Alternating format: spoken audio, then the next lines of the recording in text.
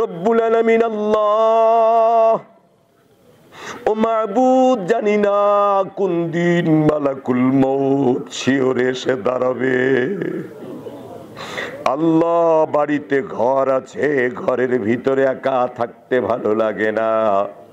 রব্বুল আলামিন আল্লাহ, অন্ধকার মাটির নিচে একা একা যেদিন ঘুমাবো মাবুদ, আল্লাহ দয়া করে মায়া করে আল্লাহ তুমি তোমার কোরআনকে আমাদের সকলের জন্য কবরে বন্ধু বানিয়ে দিও। রব্বুল আলামিন আল্লাহ, আমাদের সালাতকে আমাদের কবরের বন্ধু বানায়া দিও। রব্বুল আলামিন আল্লাহ, আমাদের রোজাকে আমাদের কবরের বন্ধু বানিয়ে দিও। রব্বুল আলামিন আল্লাহ, যেইভাবে ডাকলে তোমাকে পাওয়া যায় সেইভাবে হয়তো আমরা এখনো ডাকতে পারি নাই। রব্বুল আলামিন আল্লাহ, বাবা শিক্ষিত বাবার সামনে ছেলে কেমন করে বাবাকে ডাকে, বাবা কোনোদিন সাহিত্যের দিকে খেয়াল করে না। রব্বুল আলামিন, মাসুম বাচ্চার দিকে মাস্টার্স পাস কমপ্লিট করা বাবা কোনোদিন বাচ্চার চাওয়াতে ভাষায় ভুল ধরে না। রব্বুল আলামিন আল্লাহ, স্বামীর কাছে তার স্ত্রী কোনো কিছু চাইলে চাওয়াতে ভাষায় ভুল ধরে না। রব্বুল আলামিন আল্লাহ, এমপির কাছে চাইতে গিয়া ভাষায় ভুল হলে সে রাগ করে, ভুল হলে দেয় না, কিন্তু বাবার কাছে চাইলে বাবা রাগ করে না, ভাষায় ভুল দেখে না, মায়ের ভাষায় ভুল দেখে না।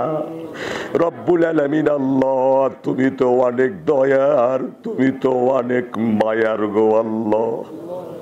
বাবার যত দয়া, মায়ের যত দয়া, তার চাইতে তোমার অনেক গুণে দয়া আল্লাহ।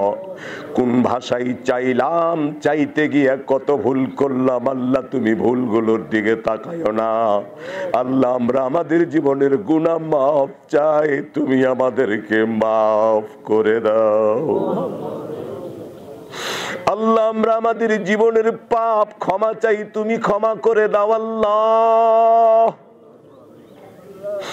রব্বুল আলামিন আল্লাহ, আমরা যারা তোমার শাহী দরবারে হাত তুলেছি আল্লাহ, মনে পড়ে গেল কার বাবা নাই আল্লাহ। যে বাবা মানুষ করে দিয়ে আজ অন্ধকার কবরের মাটির নিচে শুয়ে গেছে, রব্বুল আলামিন আল্লাহ, দয়া করে মায়া করে আল্লাহ তুমি সেই বাবার অন্ধকার কবরে আযাবকে তুমি মাফ করে দাও আল্লাহ। বাবার কবরটাকে জান্নাতের বাগান করে দাও রব্বুল আলামিন আল্লাহ।